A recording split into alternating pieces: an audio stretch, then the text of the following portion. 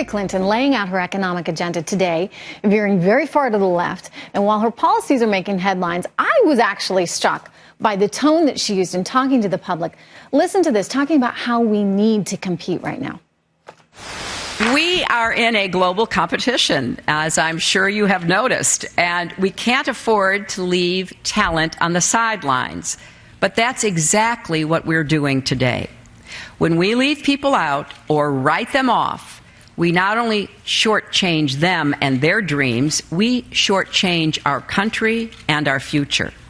And just the way she started that with the smile, her voice actually seemed to have a slightly different intonation, a bit higher, maybe a bit friendlier.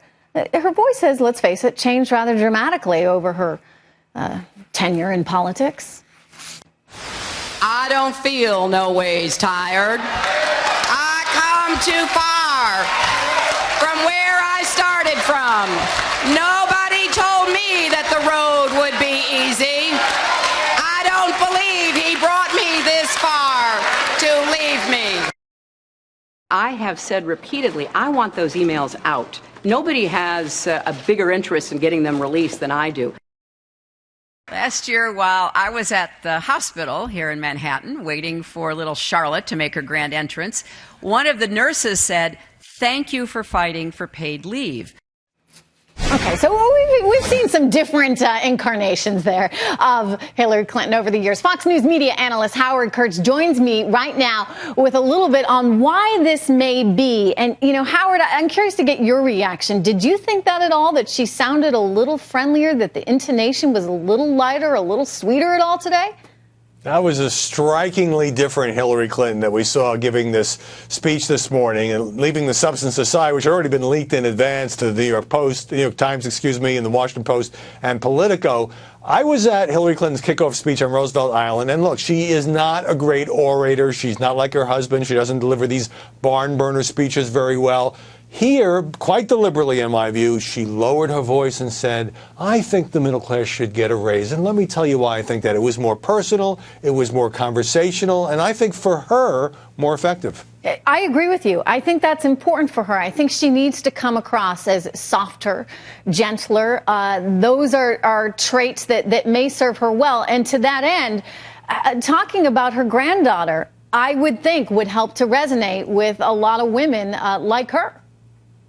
One of the mistakes among many that Hillary Clinton made in 2008 was running almost as if gender didn't matter, because she wanted to keep this suit of armor on and show she could be commander-in-chief and she was tough, and not, you know, own up to what she was, which was she would have been and would be today the first female president of the United States. That's out the window now. She talks more about being a grandmother. She talks like a grandmother. She is trying to be more personal, and it makes sense for her. It seems more comfortable for her. Now, her economic ideas we can certainly debate, but you got to get people to listen. You got to get people to trust you. And of course, the polls show trust has been a particular liability for Clinton. That said, I'm also kind of wondering to myself, who is she really? I hope this is who she is. I hope she's a grandmother who cares about her granddaughter Charlotte and reads to her as she said she does. But there's also a part of me that's saying, well, wait, why did she have the Southern accent when she was campaigning in the South? And why did she have sort of that flat tone when she was, you know, on Capitol Hill? I mean, why the change? Why the differences?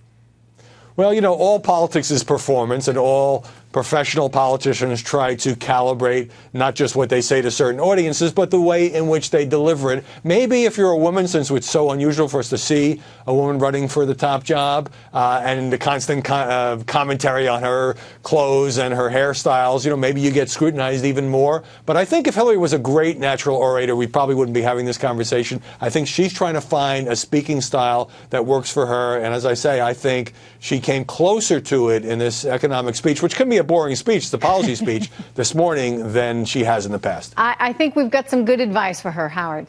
Be who you are. Thank you so much. Good to see you.